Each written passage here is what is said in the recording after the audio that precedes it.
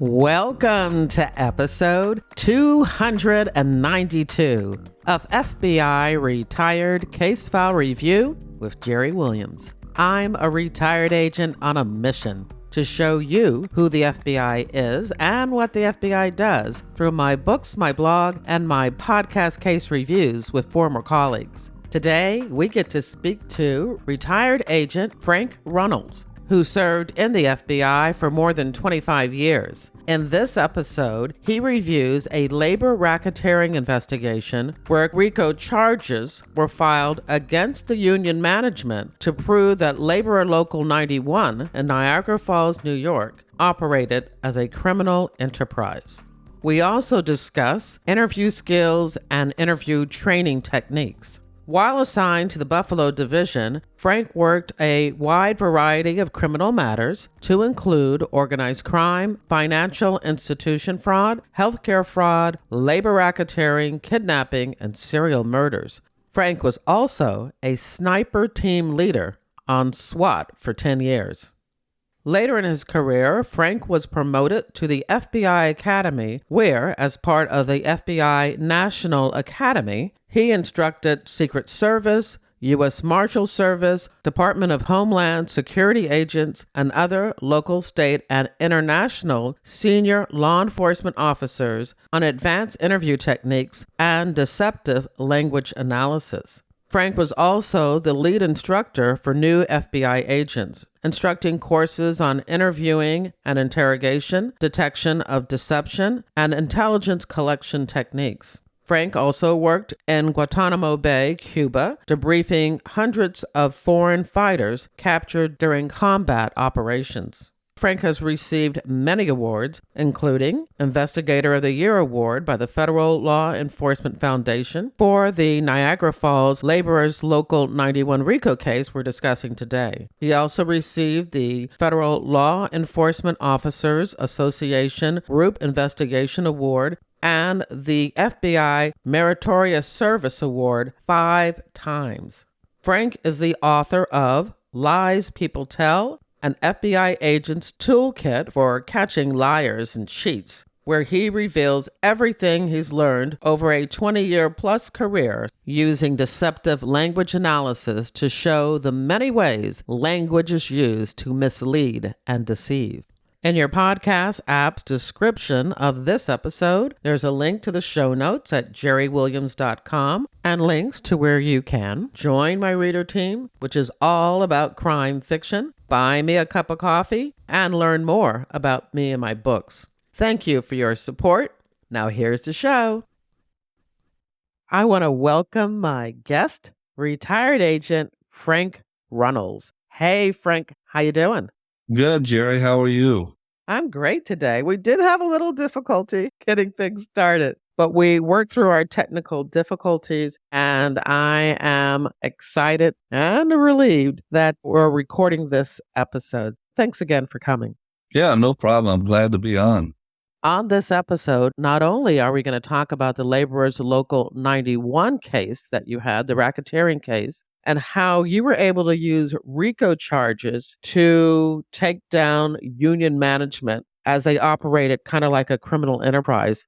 But we're also going to have some time to talk about interview skills because you taught that for several years at the FBI Academy. And then we're going to talk about my favorite subject, writing books, because you have a book that just came out, Lies People Tell, an FBI agent's toolkit for catching liars and cheats. And now you're writing a crime novel, but we're going to save that until the end of the case review. Right now, talk a little bit about Local 91 and then what RICO is, and then we'll get into the case. Does that sound okay? Absolutely. Local 91 fell under the Laborers International Union of North America, called LIUNA, and they were Local 91 based in Niagara Falls, New York. They covered Niagara County and surrounding areas, but predominantly Niagara County, which encompassed Niagara Falls, Lockport, and a couple of other smaller towns in the area. The Liuna laborers, they're not the tradesmen. They're the guys on the work sites that if you need boards moved, they move the boards. If you need sweeping done, they do the sweeping. They haul, move bricks around and that type of stuff. They're not carpenters. They're not bricklayers. They're just there to facilitate and move these type of objects on the site. Every job site needs labor. Not every job site requires union labor. And that was where the problem came in with Local 91, because Niagara County and Buffalo in general is kind of a depressed area, has been depressed for many years because of a variety of different things, but a lot of it is just industry has left the area. So the amount of work that was available to the local unions in the 50s and 60s now has dried up. One of the things to consider with the dynamic of this story is the average union labor participation throughout the United States is roughly about 8%. In Western New York, Niagara County and Erie County, it's almost 25%. So 25% of the workers belong to a union there. Wow. And they're vying for jobs with 75% of the non-union guys. And there's only X amount of work. So it becomes a bit of a race to get the job. That's wherein Liuna 91 kind of lost their way because their zeal to try to get work for their people led them to break the law in a lot of ways. And that's where we came in looking at them for criminal RICO conspiracy. Who was complaining? I take it was the business people who had the work who were feeling pressure or even threatened by the union to give them jobs? Even more than that, let me back up for a second to give you kind of context of Local 91. My investigation was the fifth investigation of Local 91. From the 60s and 70s, there had been a total of 4 previous investigations of 91, and none of them ever came to fruition because these are very hard cases to make. Trying to get witnesses and people to cooperate or trying to get a undercover in those places virtually impossible because they live in a closed society. Everybody knows everybody. Most of those jobs, if you want to join the union, you got to be a legacy member, meaning my mom or my dad belong so I can join. So getting somebody in there is almost impossible. Trying to get someone to cooperate against their friends and families that they've grown up with, almost impossible. So the 4 previous investigations had never gone anywhere. This investigation actually burst onto the scenes because of one violent overt act that just pushed it over the top for not only the local businesses, but the county district attorney, a guy named Matt Murphy. Matt was the district attorney in Niagara County, but previous to that, he had been a AUSA in the Buffalo office. And I've known Matt for years. There was a specific incident that happened in Niagara County in 97 that made us all step back and say, these guys have taken the level of violence up to the next step. And what that entailed was they had a project going on. It was an asbestos removal project in the water treatment plant in Niagara Falls. A non-union company out of New Jersey won the contract and was up doing their asbestos abatement. The Local 91 went to them and said, you're going to use our guys. And they're like, no, we got our own guys. We're going to do the work. Now, these guys out of New Jersey, they were pretty tough guys themselves. They were all from a war-torn area. They didn't take a lot of guff. And they basically said, we got this. We got our own people.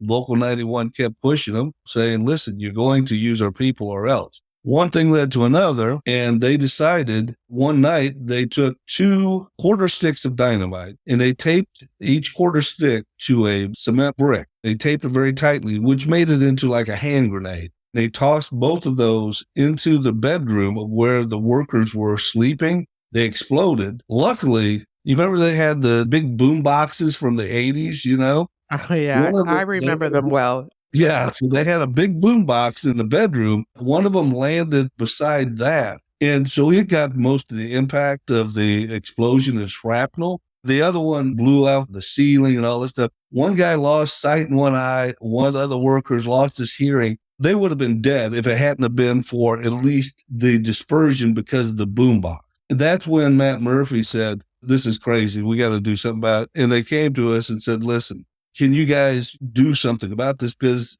It was raised to the level that they didn't think the locals really had the wherewithal to handle it, nor were they inclined to, because once again, everybody knows everybody in this small town. So they came to us. So I joined forces with a Department of Labor OIG investigator named Lou Alessi. Lou and I basically took it on at that point.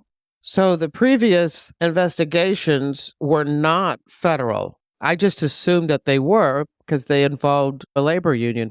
Yeah, they were FBI investigations, but they just couldn't make the case because they couldn't get the witnesses to come forward. And why did they think this time you could? Or they were just going to try it again? Yeah, I think that's why Local 91 had gotten so brazen, because they'd been investigated before and they'd beat it. This time, I mean, not to pat myself on the back or whatever, but we did it differently. And that's kind of the whole trilogy of this whole thing, is how we approached it in a way. This is exciting. You've captured me, so I know you'll capture the listeners as they're following the story too. Frank and Lou now are on the job, and things are going to change. And that's where we started looking at this. Lou, who is an expert in labor law, because he worked for Department of Labor for 20 years, he said the problem with cases against unions, they have this 1973 Supreme Court ruling called Edmunds, U.S. versus Edmunds. And in Edmunds, it says that you cannot charge a union for violation of the Hobbs Act, the extortion, violence, and all this, if they're pursuing legitimate union goals. So say you have a union, they're working on a job, they go on strike for higher wages. They are actually allowed to commit a certain level of violence in pursuit of their legitimate union goals, i.e. better wages, whatever. So they're allowed to puncture tires. They're allowed to throw rock. They're allowed to damage equipment. Really? Now, I know. It's a crazy law. I could see things like stopping somebody from entering or locking doors or barricading, but actual physical activity like throwing rocks and pushing people. I took excerpt out of the ruling of Edmunds because I know when you hear it, normal people say, that's insane. That's what I said. That's insane. That can't be right. So I went through the ruling and read it. And it says here, Hobbs Act, which makes it a federal crime to obstruct interstate commerce by robbery or extortion, does not reach the use of violence, which is readily punishable under state law, to achieve legitimate union objectives, such as higher wages in return for genuine services that the employer seeks. Here's the thing. The court noted, quote, the court noted that the appellees were union members on strike against their employer, Gulf States, and that both strike and their objective of higher wages were legal. They had actually fired guns, fired rifles at the company employees and management when they were picketing. The court said, well, they can do that because they're trying to get legitimate objectives, which is insane. It's a horrible ruling. But here's the part that I keyed in on when I was reading it. The court expressed the view that if, quote, wages sought by violent acts are wages to be paid for unneeded or unwanted services or no services at all, then that violence would constitute extortion within the meanings of the Hobbs Act. So the key was these union guys, Local 91, they weren't on the job. They were trying to use extortion and violence or threats of violence to get on the job.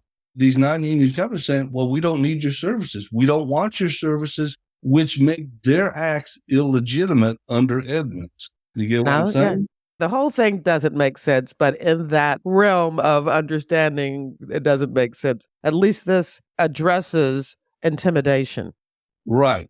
And that's where I keyed in. I said, well, the U.S. Attorney's Office, they quoted Edmunds, Lou quoted Edmunds. And I'm like, I read through it and I went back to them and said, listen, there is a way here. There's a path forward because of that right there. They are trying to force them to take them on. These non-union companies have already said, we don't need you. We've got our own people. You're in a higher cost for us that we don't want to incur. And that's where it became a Hobbs Act. We decided, and I convinced the AUSA, let's pursue this as a criminal Hobbs, not a civil RICO, but a criminal RICO. Because almost all union RICO cases are civil RICO cases, where the violation, if they prove the civil RICO, no one is prosecuted for criminal acts. But what happens is the federal government takes over leadership of the union. We basically take over the union and run it until they can prove that they're legitimate enough to run it themselves. I'm like, I don't want to take over the union. I want to put these guys in jail because they're going to kill somebody before they're done.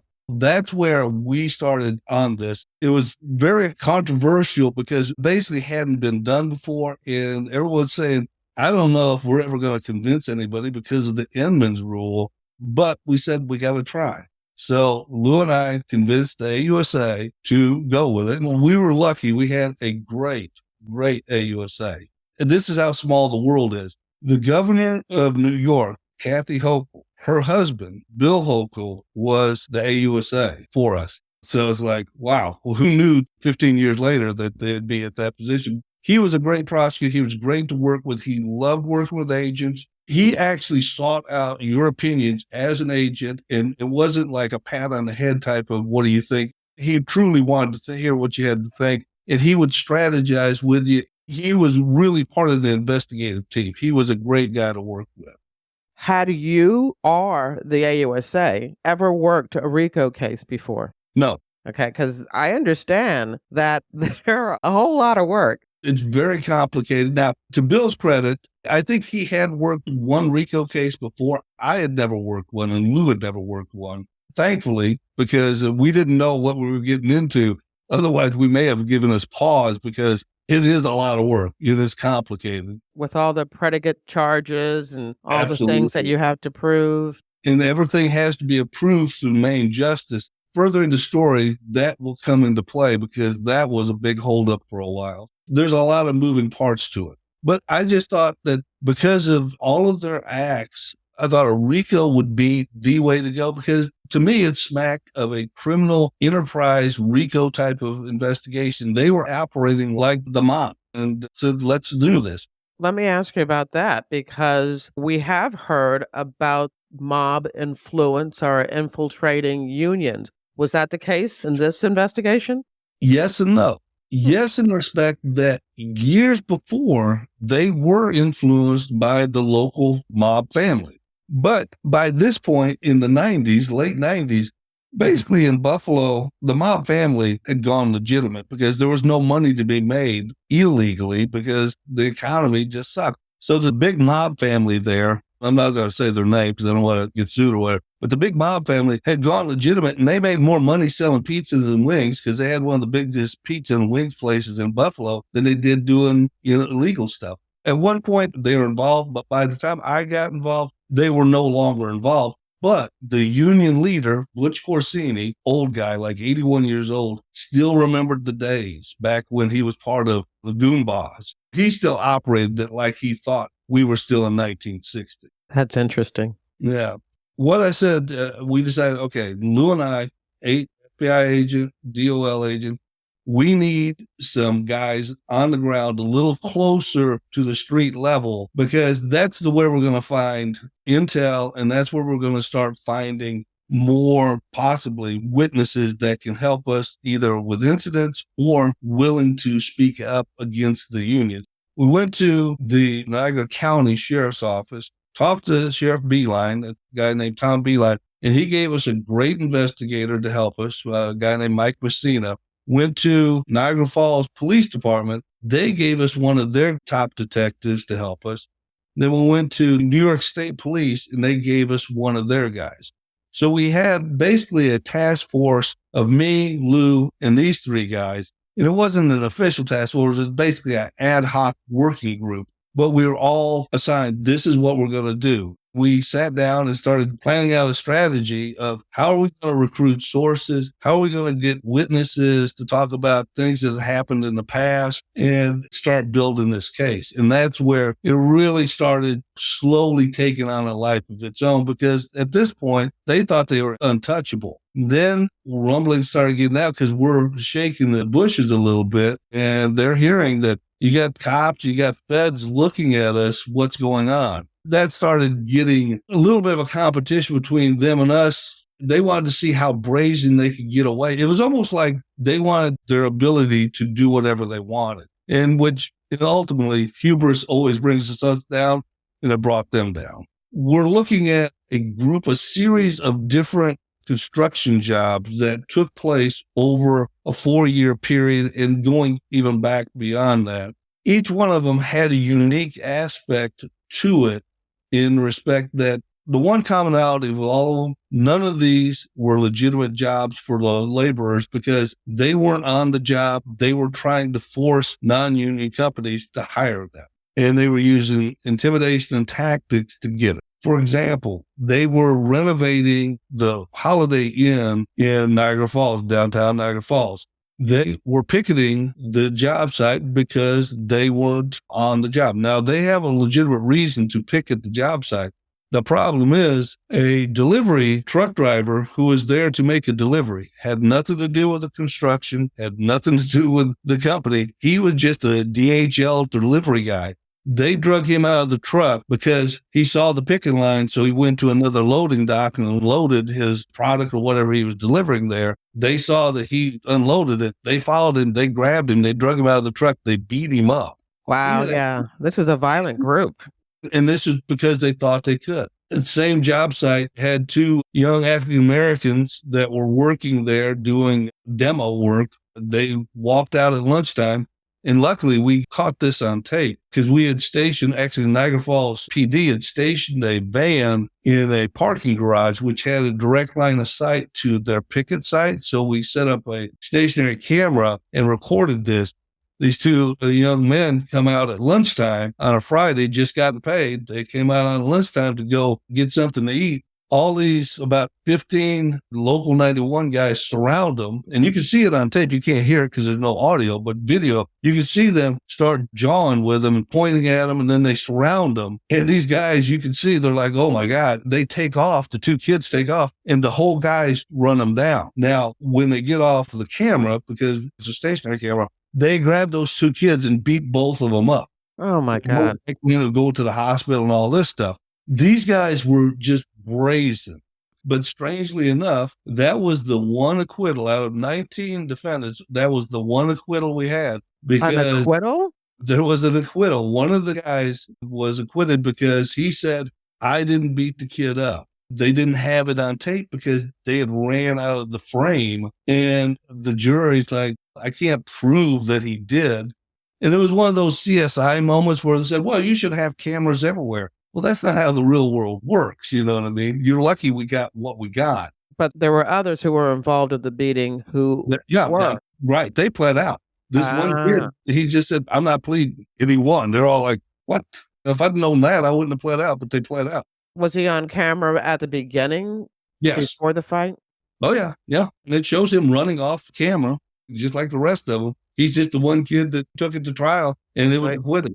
He played his cards, and he won. Yeah, but that was the first trial. Out of 19 defendants, that was the only one that got acquitted, which was unfortunate, but that's the way it goes sometimes. Juries, you never know. So you had something like that, or you had the water treatment plant where they threw the bombs in there, but they would also harass them. Like when they would drive onto the site, they'd throw pipes at them and they'd throw rocks at them. And while they're working on the site, they'd come up there, sneak onto the site and cut the contamination barrier because they're doing asbestos abatement. And once you cut that barrier, now you got to stop everything, redo the barrier, which takes hours, which costs money.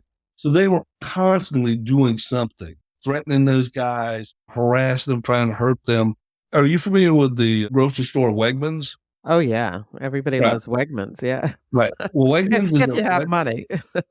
Wegmans is a Western New York company. It's based out of Rochester, New York. They were building a store in Niagara Falls. They had so many problems with Local 91 where they were laying tile. Local 91 said, we're going to bring the tile to you. They're like, we don't need you to bring the tile. We've got them. We got our workers. And they were picketing. Finally, one of the subcontractors said, fine, let's hire some of the Local 91 guys and get them on the job so they'll stop harassing us. So they got on the job, but not with the main contractor, with this subcontractor. Well, once they got on the job, then they proceeded to harass the main contractor to the point that they would come in like they would lay the tiles out in the deli area. That night, they came in and poured mastic, which is a very thick black paste glue all over it. So all of it had to be redone. They would take the equipment out of the store and throw it into the field next door in the rain. They were constantly doing something like that, to the point that finally they broke a broom handle and attacked one of the workers with that, trying to stab him. These guys were just off the hook. They were not going to be stopped in any way. We're gathering all this information. We're talking, trying to get people to come forward. Nothing's happened. It was a wall of silence. Couldn't get an undercover in there. You couldn't get anyone that's in the union to cooperate. Fear that something would happen to them. It was just like, I don't know if we're ever going to make this case. And it drug on forever because you're trying to get people to come forward. No one would come forward. These companies, Wegmans said, we will never build another store in Niagara County because of this. They're losing economics because companies are just refusing to build there. They would not come to Niagara County because they knew everything they did would run at least third more than if they built it any other county in Western New York. They were killing the economy. Their thought was, well, we want our piece of it. As I would tell them, if you have zero, your piece of zero is zero. You're killing the host. You're not dealing with reasonable people. So we go through this process, we gather all this information, and our local cops are getting intel. They're finding out more incidences. They're finding more witnesses that finally are willing to come forward because they had just had enough. Because once they started seeing that we're out there doing something, we're actually out there talking to people, we're actually pushing the envelope, it sort of gave some hope to some of the local business people, some of the local construction guys, because they had nowhere else to turn. During previous investigations, people didn't come forward because they knew the participants, they knew the people who were involved. Or were they being intimidated also? Yes. So before they were being retaliated against, but this time they just were determined to come forward in spite of that retaliation. Because Lou and I and the other three investigators were so prolific in investigating it, it became open knowledge that Local 91 is being investigated by the FBI. Obviously, I was just one part of it. But when people hear FBI, oh my God, it's the FBI. So the word had gotten out. We had knocked on a bunch of doors. We would go talk to the union guy. We would try to talk to him and just say, listen, you need to get on the right side of this thing. Part of that was by strategy to let them know, listen, we're not going away. This is not going to end until we get what we want. I tell them, listen, I don't get paid by the hour. I don't get paid by the week. I get paid by the career. And I got at least 15 more years to go. I'm going to be doing this a long time, guys. I wanted them to know that this is not going to go away like the last 3 or 4 investigations. I just want to be clear that the previous FBI investigations, they were investigated and there were no charges, or they investigated, charged, but no convictions? No charges. Wow. Okay, Yeah. so this is different. Yeah. We got grand jury. We were doing grand jury. We were working towards indictments. We were legitimate. We were very serious. And a lot of that credit goes to the fact that we had a really good AUSA that was willing to take on this. It was controversial. I mean, he's a local guy. Unions are very big, very popular, very strong there. He was taking an unpopular stance, but he did it because he knew that was the right thing to do. And the fact that Lou and I were just like, we're just going to do this thing. I'm one of these guys, I'm either all in or all out.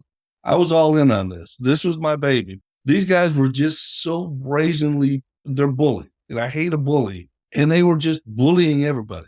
For example, I get a call one day. He's just a carpenter. This guy's a one-man show, but he was working at Niagara University doing some little job. It wasn't even a big enough job to require Local 91 guys. But they decided, because he was doing some work, that they were going to make his life miserable. He'd have a stack of boards. They would sit on top of the boards and wouldn't let him get his own board. They would wait till he wasn't looking. They'd deflate the tires on his truck. One time they stole a bunch of the tools out of his truck. This guy went on and on, and one day they finally beat him up. So it's just like, this guy is just a hardworking guy trying to make a living.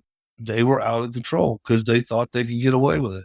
And that's why I wanted to talk about this case specifically, because I've had bigger cases. I've had cases with more defendants, but this case had actually an impact on the local community. The most satisfying thing I've ever probably had in my career, about 6 months after all these guys were pled out and sent to prison, I get a call from this same carpenter out of the blue. And I thought, okay, maybe he's had another problem. He's wanting to report it. I'm talking to him. He says, I just wanted to call and thank you for making it so I can go on the job and not worried about getting beat up or having my equipment stolen or being harassed at my home. She said, you don't understand how liberating it is to be able to know that I don't have to deal with that because you guys did what you did with 91.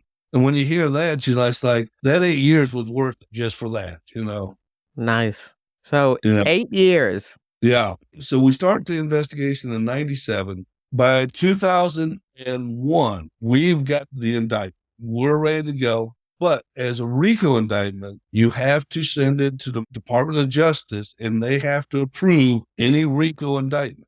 Well, we sent this in, and it just so happens, as the luck of the draw, the guy that was to review our RICO indictment used to work as an attorney for the National Labor Relations Board, the organization that advocates for unions. So he's like a pro-union guy. He sees this indictment. He's like, whoa, this is not going to work. He held it up. Jerry, he held that for 13 months. He wouldn't say that there's anything wrong with it. He wouldn't say we needed more. He would just say, yeah, I'm still reviewing. So after 13 months, we go on and work other cases because we can't just sit around waiting. But we're always constantly going back to DOJ. What's the status? What's the status? So the AUSA, Bill, and this is a funny type of thing. He goes back to the guy. He says, okay, what are you going to do? Are we going to do this or not? He says, oh, well, one more thing. If you guys can get so-and-so to admit that he witnessed this, I'll do it. It was one of those things like, good luck doing it. You know what I mean? It's like, I'm going to ask you to An impossible task. Yeah. Right, that impossible task. And Lou and I looked at each other and said, I'll take that challenge. We went out, we sat down, we talked to the guy, and we got him to admit it. And this was a union worker? Yeah, right. But he was an out of work Local 91 guy. And he had seen all the things that were going on, and the pressure was on because at this point, they knew we had grand jury indictments just waiting to drop. He didn't know if he was part of it or not. And we just went out and said, listen, now's the time to jump on board this bus if you want to and talk to us. And he's like, okay. So he admitted it. We got what the attorney wanted. We go back and say, here you go. Here's the 302. Well, the attorney now is mad because he got what he wanted and he didn't think we could do it. So he, in his, I guess, anger, he shot an email to, of all people, Bruce Orr, who was in charge of the RICO group there in DOJ at the time, to Bruce Orr. But he didn't realize that he CC'd our AUSA, Bill Hope. And in the email, he's saying to Bruce, yeah, the FBI agent in Buffalo somehow fabricated this information and all this stuff because he's trying to tell Bruce, we're not going to prove it. Bill sees this. He says, you will not believe this. Obviously, I was upset. And Bill said, no, this is good. He says, what I'm going to do is I'm going to go back to him and email him and Bruce and say, listen, if we have evidence that this agent fabricated this, we need to get the DOJ OIG involved. And I'm like, whoa, time out. So are you saying you're trying to sick OIG? He said, but they're not going to do it because they know that you didn't fabricate it. He's just spouting off to Bruce, trying to convince Bruce to be on his side. And so he sent the email and said, if you believe this agent did this, I want to refer him to OIG to be investigated. Suddenly that guy like, uh-oh, I'm caught. And he's like, yeah, we don't need to do that. Bill's like, no. If he did this, we definitely need to investigate. The guy's like, no, I don't think we want to do that. And he says, well, you said this and you copied me on the email. I assume you wanted me to know this. And he's like, hey, I think that indictment, we're good. You can go ahead and proceed with it. Because he just wanted this off his table at this point. That's how we ended up getting the indictment, only through these machinations. Wow. You can't make this stuff up. It's crazy, right? So once he said, okay, we'll do. Boom, we went to race. We got him indicted. We go arrest him. Now, first, we had this indictment, then a superseding indictment, 5 more. But the first indictment was for 14 people to include the president of the union, Butch Corsini, his vice president, and all the ranking members, and plus his goon squad. Butch Corsini was 81. The day we arrested him, and I was in the command post because I was the case agent, the day the arrest team went out to get Butch, he had a heart attack. He was so shocked that we were there at 6 o'clock in the morning to arrest him on RICO charge. He had a heart attack, so they had to take him to the hospital. Mark Conji, the second in command, Jerry, I am not kidding you. the biggest man I've ever seen. You've seen guys where it takes like 2 cuffs to cuff them. He was a 5 cuffer. Wow. He was 6'8", 475 pounds. He took 5 handcuffs, and they actually had to, for his wrist, they had to actually use ankle shackles because his wrists were so big. He was huge. They had to weigh him on a cattle scale. The guy was a monster. So we arrest all these guys. The whole leadership is out of the union. So they bring in the new leadership of the union because we didn't take over the union at this point. Because the law is if a union member has been indicted on a felony, they're immediately taken out of leadership positions. But the union, LIUNA, based in Washington, D.C., installed new guys. Well, the new guys were picked from the rank and file of the union. They happened to just pick 5 more thugs that carried on the tradition. So the goon squad that you were going to do a superseding indictment? Yeah, that's how we ended up getting a superseding indictment because the new guys that they put in charge carried on the tradition of the last guys. Just 5 new guys, but they wanted to go out and do the exact same Hobbs Act extortion type of thing. So they didn't learn the lesson? No, these guys were crazy. They couldn't believe that they were going to be held accountable. So we literally, about a year and a half after the initial, we did a superseding indictment of the 5 new guys that were leaders. The president, the VP, the business manager, training coordinator, all this stuff, and arrested all of them. We cleaned out the leadership 2 times in a row. All of these guys, they were all standing fast until that second superseding indictment. And suddenly it's like, these guys are serious. And we're looking at 20, 30, 60 years, some of these guys, and they started pleading out. So we'd had the first trial where the one guy refused to take a plea on the assault at the hotel, and he got acquitted. So they were like, oh man, okay, we got a light at the end of the tunnel. Well, as time went on, we kept going back. These guys had been charged. They lawyered up. They started looking at the amount of time. Some of these guys were young guys, and they were looking at 50, 60 years because of RICO. And they're like, I don't want to die in prison. All it took was one guy to roll. He was a union leader. He was a shop steward. Also, you had the Peace Bridge right there between Canada and Niagara Falls, New York. He was a part of the Peace Bridge Commission on the Niagara Falls, New York side that would help with industry, businesses like that. Well, a company out of Colorado was going to put in a Wendy's, a KFC, and another fast food restaurant kiosk type of thing right there at the Bridge Plaza before you cross over. For travelers, they want to stop and get something to eat before they go across the bridge. They approached the Bridge Commission, who this union member was part of, and he told them that the only way you're going to build these restaurants is you have to hire local 91 guys to do the work. So we got him on extortion. And he was just a kind of a milquetoast type of guy. And he's looking around like, I don't want to go to prison. So he pled out. Once he pled out and agreed to cooperate, word got out amongst the group that we got a guy that turned on us and he's going to start talking. Boy, they all started. It was a mad rush to get in there to take a plea, except for the last 4 guys. By this point, now we've got all these guys that pled out except the last 4. It's Kanji and 3 of his henchmen, and they go to trial. The trial happens in July of 2006. We arrested him in 2001. At the time we arrested him, he was 475 pounds.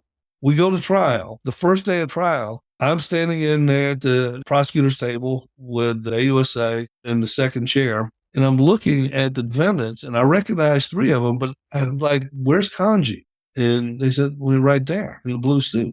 I looked at him. There's no way that's Kanji. He had lost over 200 pounds while he was in prison, waiting trial. He looked great. He was slim.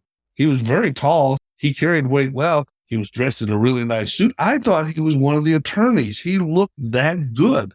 Prison can do wonders for your diet, I guess, and your fitness routine. And it gets better. We have a trial set, and it's planned for about 8 weeks long. We're putting on our case, putting on our witnesses, and it finally got to the guy. His last name was Stananovich, and he was one of the workers out of New Jersey where he was sleeping in the room when they threw the bomb in. He's the guy that lost the hearing. And when we put him on, his testimony was so compelling. Jerry, it was like watching a John Grisham movie. It was so compelling. Without trying, he was so sympathetic. It was so obvious that this guy was just some hardworking lug that was a victim for nothing more than just trying to provide for his family. It was devastating. They're like, my God, this happened on a Friday night. They call Hochul and say, our guys are wanting to talk about maybe a plea. We're 2 weeks into an 8-week trial. And they're like, yeah, this doesn't look good. By Monday morning, they'd worked out a plea agreement where Kanji's going to do 15 years. He was looking at 220 years. He's going to do 15 years. The other two guys are going to do 5 years. And the third guy is going to do, I'm not sure how long, not that much time. The guy that was doing the extortion, because they knew they were cooked. We're just gearing up. We're just getting our witnesses in there, and there was just more to come, and it was just going to get worse and worse and worse. They immediately, they all fled out. So Kanji agrees to 15 years. So I'm escorting him. He's remanded to their custody, and I take him to the marshals, and I'm walking him. Kanji's known me for years now because I've been part of his life all this time. And I was there when I saw him when he was arrested. He actually did not live, but only about 5 miles from my house. So we all lived in the same community. I would see him out shopping and stuff like that. So when I was walking him back, I said, Mark, I got to say, first, how much did you lose? He said, I lost 200 pounds. I said, how did you lose 200 pounds? He said, well, Terry Connors, his attorney, said, Terry told me you look truly like a monster. And if you go to court looking like this, you're going to be convicted because you look like a monster. He says, you have to lose weight. I said, well, how'd you do it? He said, I literally walk 10 miles a day in the jail. I would just walk up and down the aisle every day, a total of 10 miles a day. And he said, and I just watch what I ate and just walk. I said, my God, that's impressive. I said, there must have been like a foot-long trench in that hallway by the time. He wore it in. He wore down the concrete. He said, well, the doctor said that I probably added 15 years to my life. I said, you know something? The unfortunate thing is you're going to be doing 15 years. So, it kind of all works out in the end. It's just one of those crazy moments. He was very nonchalant. He was actually really kind of excited to tell me about his weight loss journey, which is, pretty impressive. But it's just like, what a topper to this whole crazy thing. He was the thug. He was the guy that called him up. His henchman said, there's a guy at this place, come beat him up. And they would come and beat him up. That's the kind of mentality he had. Well, it's funny because you know about these courtroom consultants who come in and help the clients dress better and make a better appearance in court. And this is taking it to a whole different level. What he said, Terry told me, if you go to trial looking like that, you look like a monster. You're going to be convicted. Because he did. He looked scary. He was so big. Like I said, 5 cuffs. That was a big dude. He was still 6'8", though. When you told us that the main guy had a heart attack, did he have a heart attack and die at that time? No, he had a heart attack. He survived for a little over a year after that. He died of cancer. Yeah, he was 81. Yeah, he was old. So he had the heart attack. He survived that, got better, but he was just out of the position. He was just waiting at home. And then next thing you know, I get a call, Butchie's in the hospital for cancer. Next thing I heard, Butchie died. In the middle of your investigation. Yeah. Well, I got at least a couple stats out of it. Yeah, you got the indictment stat and the arrest stat, but no conviction. It's funny, too, because the agent that arrested him ended up being my supervisor on the same squad. He never let me forget. Remember when I arrested Butchie and he ended up in the hospital and I had to stay there for like 12 hours in the hospital babysitting like that? Like, yeah, hey, happens. How many convictions did you get out of this case? 17, 1 acquittal, and Butchie died. So a total of 17 out of the bunch. And that's taking out 2 leadership regimes, the first one and then the second one. After that, things got a lot better in the county. It became pretty much well known that the union is going to operate on the straight and narrow, and things turned around. After that, the economics in the county picked up. A casino was built, a golf course was built, a hotel was built, more stores moved in because they felt safe enough that they could bring in these type of venues and not be harassed and be targeted by 91. They learned they actually was far more successful doing it peaceably than they were the other way because you got business. They needed local 91 guys to help build a casino, to help build the hotel, to help build a golf course. So they actually did far better after they quit their nonsense than they ever did doing the strong arm tactic. You did a fantastic job on this case. I know that just from your case review, but I also know that because you received the Investigator of the Year award from the Federal Law Enforcement Foundation for this case. Yes, I did. And that one meant a lot to me because it's a non-FBI award. It's a civilian organization that honors investigators from all federal agencies, whether it's ICE or DOL or FBI, DEA. Me and Lou and the prosecutor and the local cops that worked with us, Mike and all those guys, all of us won that award for that year. It was a big deal. They flew us down to New York City for the banquet. Bill Clinton was the guest host, keynote speaker, and it was just such a nice culmination of years and years of work, sticking our neck out on the limb to try to do a case that really wasn't popular. And it was one of those things where it was kind of unproven theory that we could actually charge these guys this way, and it worked. Since then, since we did that case, other cases and other field offices have used the Hobbs Act crimes that we use, charging unions criminally using the same theory we use. It had kind of a long-term effect. It didn't nullify Inman's completely, but it certainly set a precedent that Inman's isn't the statute to hide behind so you can do illegal acts as a union. And I think that was actually kind of a big deal just nationwide in that respect. Well, thank you so much for sharing this case review. I found it fascinating. I would imagine that during this case, you conducted hundreds of interviews, and I was wondering if that's where you developed your interest in teaching and instructing on interview and interrogation skills. It really is because we did hundreds and hundreds, and you can learn from anyone. And I learned a lot from Lou Alessi, the DOL OIG investigator, because he was a fantastic interviewer. I mean, I'm a good interviewer, but I learned a lot from just watching him sitting in on his interviews because he knew the labor law. He knew the ins and outs of how labor unions work. I didn't know that stuff. His way of approaching people, and he was always nice. He was always friendly. He was always professional. He always had a quick laugh, and he always knew how to make them laugh. Even when it was going to be a confrontational interview, he still knew how to disarm them, yet at the same time asked a very pointed, critical question. I learned a lot. And the more I did that with Lou and then the other guys, I've realized that I'm a pretty good interviewer, but there's a lot of people think they're good interviewers and they really aren't. So as my career went on, I was lucky enough. I went down to Gitmo for a period of time, and I did a lot of interviews down there. I did a bunch of interviews in Iraq for a TDY over there. The more I did it, the more interested I became into the psychology of what motivates people. How do you persuade them? How do you get them to talk to you without coercing them or stepping over that line where you're manipulating them?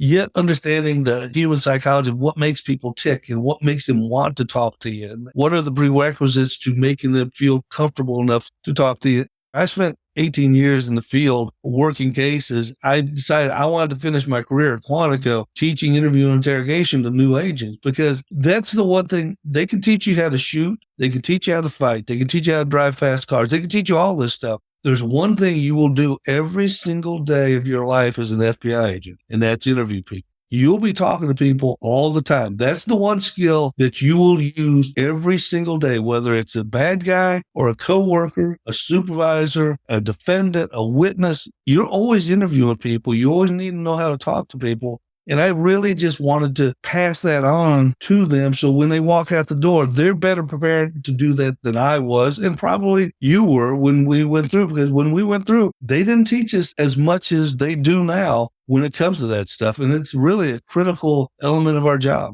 I certainly agree. I do feel that I developed on my own in the field good interview skills, hopefully, that are on display during my case reviews of agents on this podcast. It's definitely not what they show on TV.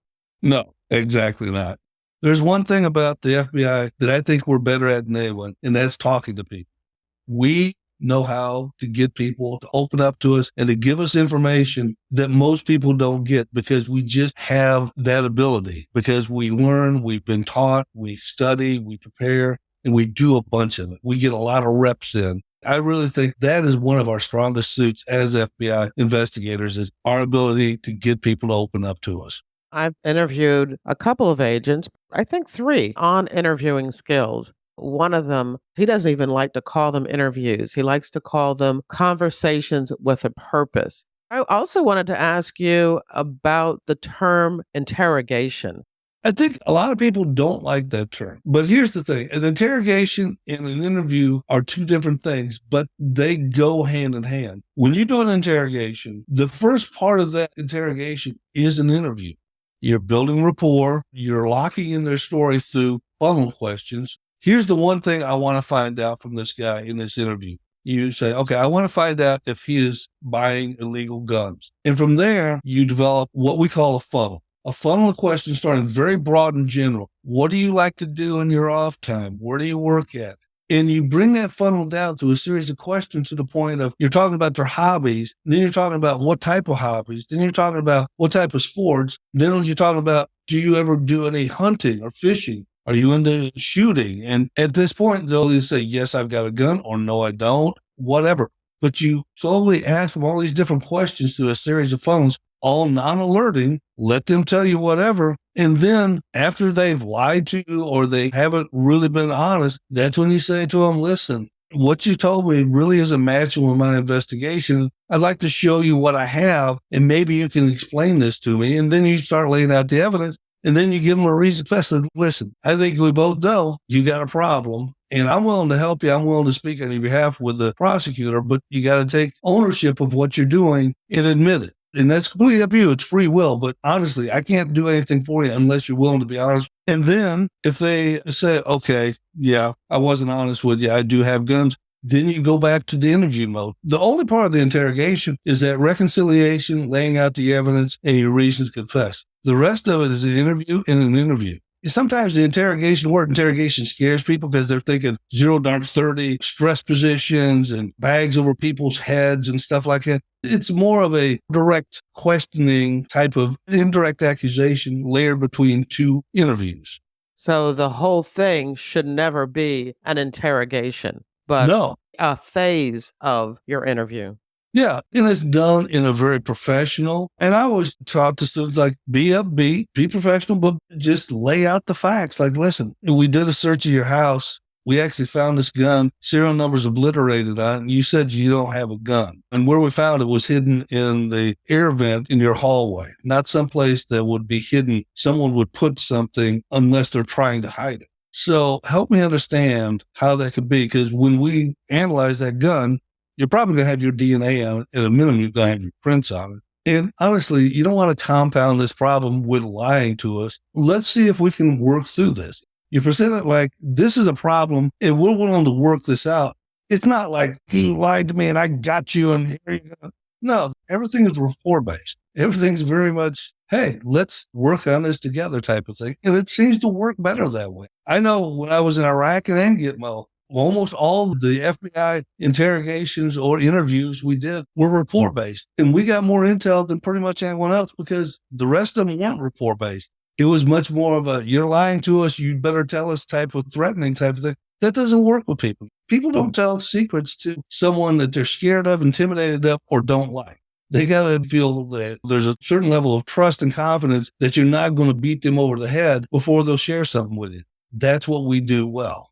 And that's the valuable lessons that you were teaching at the FBI Academy to new agents and to National Academy members. Yes. Well, that's fantastic. The interview that I did, Conversations with Purpose, was episode 215 with Jim Kyle. Oh, yeah, I know Jim Kyle. I know him well. All right. So we're at the point of the interview where I need to ask you my standard question of when and why did you join the FBI? I joined the FBI in 1995.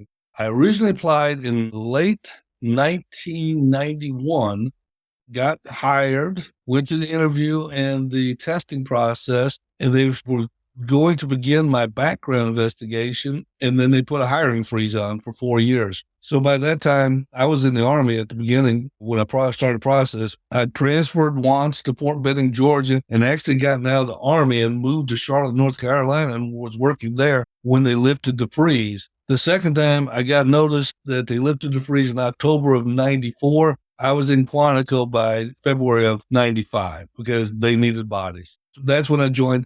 I'm from East Tennessee. I'm from the mountains of East Tennessee. The thoughts of me becoming the FBI agent was about equivalent to me being an astronaut with the NASA program. It just wasn't going to ever happen. It was never even a consideration. But the reason why I ever started is at the time I was teaching Army ROTC at Eastern New Mexico University. They had a career day and we had a table set up trying to recruit people into the ROTC program. The FBI had a table right beside ours. So I started talking to the agent there. I was like, well, what quality? Because I thought at the time you either had to be an attorney or an accountant, which I'm neither. So then I don't stand a chance. So I started talking to him. He said, well, you got to have a 4-year degree. I said, well, I got a 4-year degree. Says, you got to have 3 years of work experience. Well, I've got almost 10 years in the Army, so I got that. You got to be a good moral character. I said, well, I could probably fake that. He said, take the application, fill it out, and see what happens. And I did. And, lo and behold, turns out that's where I was supposed to be all along. So when did you retire and what did you do after that? What are you doing now? I retired in September of 2015. I actually worked for the FBI for several years as a RSP in Security Division, doing background investigations and such as that. I spent a year in United Arab Emirates teaching at the equivalent of their FBI academy, teaching their investigators and their intelligence officers how to be a good IO, how to do surveillance and all that stuff. So that was a fun time for a year there. And now, I'm working odds and ends type of thing. And basically, I'm doing a lot of writing, trying to start a writing career. This is a good time for us to talk about your book, Lies People Tell, an FBI Agent's Toolkit for Catching Liars and Cheats. Now, I take it that you wrote this book based on your years of experience teaching detection of deception to not only new agents, but law enforcement personnel all around the world. Yeah, that's correct. When I first went to Quantico, I started out teaching interviewing and interrogation techniques to the new agents. And after a year or so of doing that, I migrated over to the National Academy, where we teach senior law enforcement officers various skills. And what I started teaching there, some I, interview and interrogation, but predominantly a course called Interview Strategies Through Statement Analysis. And statement analysis is where you take a written statement and analyze it for 18 different parts of the statement. Linguistically, the words they use, but also the format, the balance of the statement, the number of equivocations they use, the times that they reference, a variety of different things. It involves a little bit of psychology, a little bit about casework, and it combined everything I'd learned about interview and interrogation and detection of deception. When I retired, I always thought, that technique of statement analysis is so useful. It could be used not only in criminal investigations, but by people in normal interactions. You're dealing with a salesperson or a contractor or someone in your life, a colleague, a supervisor. I teach not to look for the lie. I look for deceptive language, deceptive techniques, or deceptive tics that will pop up when people are writing a statement or talking to you, because the principles remain the same, whether it's written or verbal. So I wrote the book for the average person that would be interested in learning how we do it in law enforcement, but apply it to their everyday life. I included some well-known statements from some pretty big investigations, Casey Anthony, Susan Smith, Oscar Pistorius, those type of things. And then a lot of statements I'd gathered over the years working with other law enforcement that no one's ever heard of, and tried to break each chapter into a particular facet of deceptive language analysis, and then try to show how that deceptive language could also be applied to a workplace environment or a personal situation that someone's dealing with, maybe with their teenagers or whatever. So it's a little bit of self-help, a little bit of true crime type of thing. All right. So the book is called Lies People Tell, an FBI Agent's Toolkit for Catching Liars and Cheats. And in the show notes at jerrywilliams.com, I will have a link to where people can see the cover and buy the book. Now, you're also looking to write crime fiction. Yeah, that's correct. I've just finished my first novel and I'm trying to find publishers to take it on. But I thought I'd like to try the fiction because I honestly didn't think I could do it because I didn't think I had the imagination. Jerry, once I got into it, it scratched an itch I didn't know I had. And I really, really got into it because it made me think about things and ponder things that I hadn't for many years. And it really put me back into an investigative mindset that I had when I was working cases. I found the process to be very enjoyable. And I think it's a unique take on a serial killer story, but there's a unique twist to it. I'm hoping I'm going to have some success in getting it out there and hopefully in the next 6 months or so. And I take it that the main character is an FBI agent? The main character is actually a retired FBI agent that was elected county sheriff in a rural county in East Tennessee.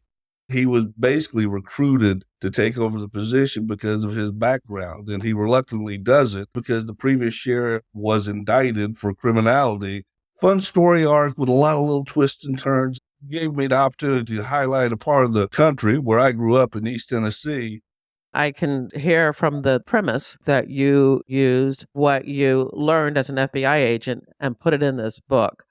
And I always like to encourage retired agents to write books, whether they are nonfiction or memoirs or true crime or crime fiction, because it really does allow the public to get a good understanding of, as I like to say, who the FBI is and what the FBI does. Retired FBI agents and law enforcement people have some fascinating stories to tell and to share. And so I always encourage to write books for three reasons. One, to record your own personal legacy, to continue institutional knowledge, and the third, to help with the positive public image of law enforcement officers and FBI agents. So go write that book. At the end of each interview, I like to give my guest the last word. What would you like to say? This is what I tell all the new agents that I work with before they graduate. I always tell them, like, every day is a good, successful day if you can either laugh at yourself with a good belly laugh, make someone else have a good belly laugh. No matter if they're laughing at you or laughing at someone else, as long as you can get someone to laugh or you can laugh, laughter keeps the stress down and it keeps anger at bay because you can't be mad and still be laughing. It lowers stress. It just makes you healthier and happier. And the world is absurd. You got to learn to laugh at yourself. Take your work serious. Don't take yourself too serious. So every day, if you can have a good laugh or make someone else have a good laugh, you've had a good day.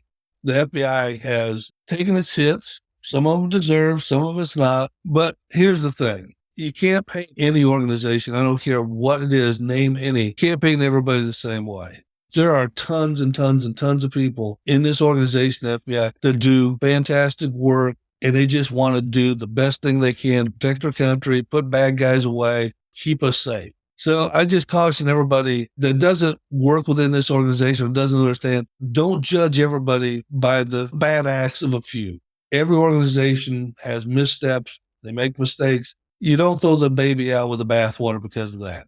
I just would like everybody to take a deep cleansing breath and remember the FBI serves a vital purpose in our country, whether you like it or not. And we really need to be here. Do we need to make sure we don't make mistakes? Of course, everybody does.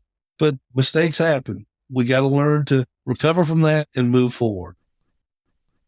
And that's the end of the interview. In your podcast app's description of this episode, there's a direct link to the show notes where you'll find a photo of Frank Runles, along with links to news articles about this labor racketeering case, including an explanation of United States versus Emmons. There's also a link to other FBI retired case file review episodes about labor racketeering cases.